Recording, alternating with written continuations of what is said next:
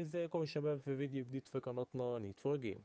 طبعا كلنا بيجيلنا فترة من الفترات بيجيلنا حالة ملل شنيع وزهق بسبب تكرار موجود في الألعاب زي ألعاب الشوتر وألعاب الريسينج وكمان ألعاب الأوبن وورلد.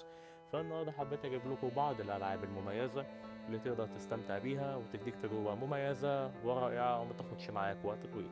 فيلا بينا نبدأ، ليتس جو. وندخل مع أول لعبة معانا في الليستة وهي الممتعة بصريا وهي لعبة أبسو. اللعبة من إنتاج الاستوديو المستقل جيانت سكويد واللي صدرت عام 2016. اللعبة ديت من جونر الأدفنجر وبتركز على الاستكشاف في المحيط، واللي قدمته اللعبة دوت قدمته بعض الألعاب الأخرى وهو شيء مميز جدا وهو الاستكشاف. وهنا النوع دوت من الألعاب يعتمد بشكل تام على استكشاف اللاعب للمنطقة المحيطة والاستمتاع بجمالها.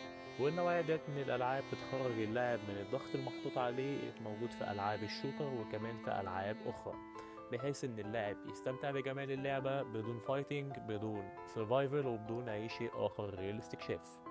والقصة بكل اختصار بتحكي عن كائن غامض استيقظ في وسط المحيط وبيبدأ يكتشف ايه الطاقة المدمرة اللي دمرت بعض أجزاء المحيط وبيحاول يصلحها. وفي وسط هذه الرحلة الشيقة بيبدأ إن هو يستكشف جمال المحيط والكائنات المحيطة به. واللي يميز اللعبة دي كمان إنها قدمت أداء جرافيكس على أعلى مستوى وكمان أداء صوتي يستمتع به اللعيب لأقصى درجة. واللعبة دي أرجحها لكل لاعب حابب إن هو يفصل شوية من نظام الشوتر ونظام السرفايفل، لأنها لعبة ممتازة جدا قدمت كل شيء ممتاز، فتستحق تخش معانا في الفيديو الأول.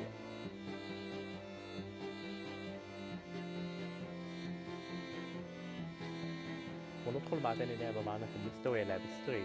طبعا لعبة ستري من أفضل الألعاب الاستكشافية اللي نزلت آخر 10 سنين، واللعبة ديت بتحكي عن قطة بتلعب بيها في مدينة مهجورة اسمها ذا ديد سيتي. وهنا القصة بكل اختصار إنك بتلعب بالقطة ديت ومهمتك إن أنت تطلعها للسطح تاني بعد ما وقعت في أعماق المدينة.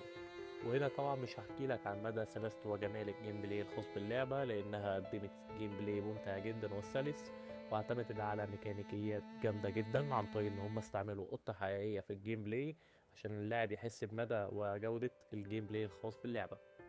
والشيء الممتع كمان في اللعبة إن هي بتعتمد بشكل كبير على حل الألغاز والاستكشاف، فهتستمتع جدا وأنت بتلعب اللعبة ديت. وغير كمان أهم عنصر في اللعبة هو عنصر المطاردة. طبعا هتاخدك وحوش كتير جوه اللعبة ديت فهتحسسك بالتوتر وفي نفس الوقت بالمتعة، فأنصح أي جيمر إن هو يعيش التجربة الممتعة والمسلية ديت دلوقتي.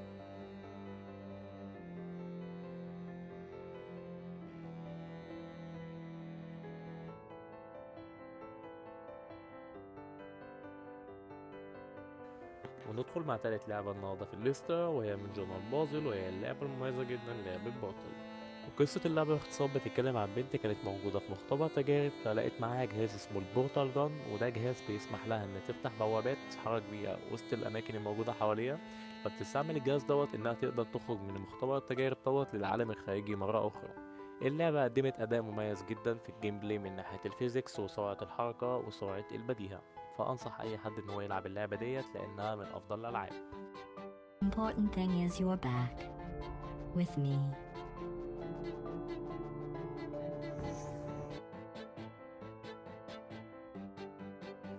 ندخل برابع اختيار معانا النهاردة وهو اختيار مميز من جانر ريسينج وهي لعبة نيد فور سبيد زاران. اللعبة دي من وجهة نظري من أفضل الألعاب اللي نزلتها شركة EA في السلسلة العظيمة سلسلة نيد فور سبيد. اللعبة ديت مع إنها قصيرة جدا وبتقعد سكة 3 ساعات إلا إنها قدمت أداء مميز جدا وأفكار جديدة جت على السلسلة، وقدمت للاعبين تجربة مميزة سبقت جميع الأجزاء السابقة. وقصة اللعبة بكل اختصار بتتكلم عن متسابق اسمه جاك، والمتسابق دوت المفروض كان عليه ديون فقبضت عليه المافيا وحاولت تخلص عليه، ولكن جاك قدر يهرب بطريقة مثالية.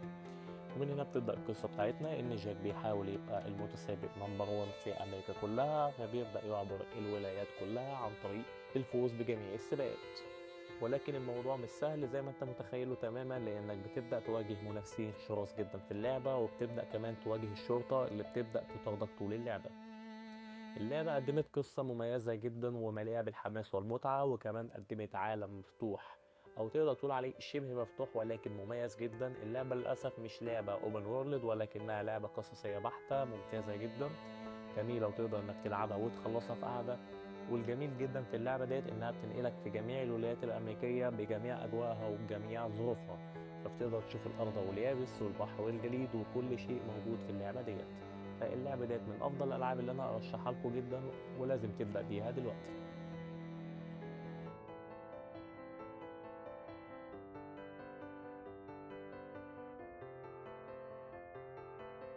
وندخل مع خامس اختيار معانا، وهي اللعبة المميزة جدا والحاصلة على لعبة العام سنة 2012، اللعبة المميزة لعبة جورني.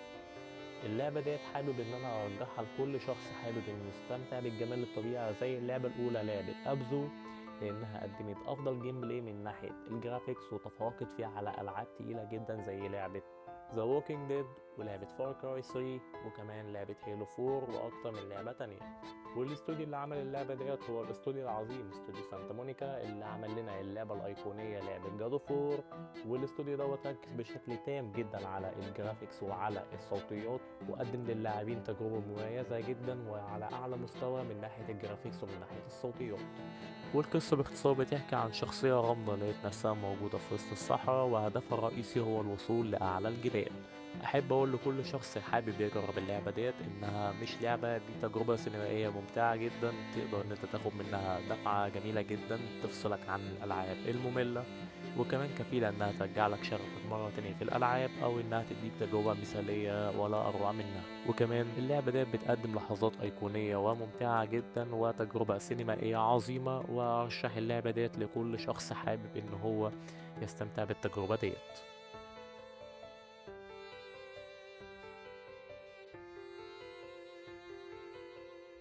ونيجي لسادس اختيار معانا في الليستة ديت، وهي اللعبة الغنية عن التعريف جدا لعبة ليمبو. اللعبة من جانر الادفنجر وكمان من جانر البازل. وقصة اللعبة باختصار بتتكلم عن صبي المفروض كان بيدور على أخته في عالم مظلم ومرعب ومليء بالوحوش والأشياء الغريبة. واللعبة صدرت سنة 2010 وبتعتمد بشكل تام على حل الألغاز وسرعة البديهة، لأن الشخص هنا لازم يبقى عنده سرعة بديهة عشان يقدر يواجه الصعوبات والوحوش الموجودة داخل اللعبة. وبالنسبة لجرافيكس اللعبة بيعتمد على البلاك اند وايت ونظام ال 2D. فاللعبة ديت قدمت نظام رعب مميز جدا، رعب البلاتفورمرز، وكمان لعبة أرجحها لأي حد حابب إنه يستمتع بجو السرفايفل وفي نفس الوقت ما ياخدش معاه وقت كتير.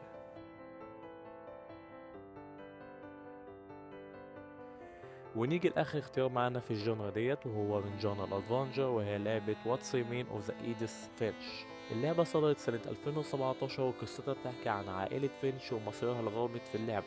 اللعبة هنا مش مجرد لعبة أدفنجر، ولكنها لعبة بتقدم تجربة تفاعلية وكمان مليئة بالغموض. ودورك هنا في اللعبة إنك بتلعب بآخر شخصية من عائلة فينش وهي إيديث فينش.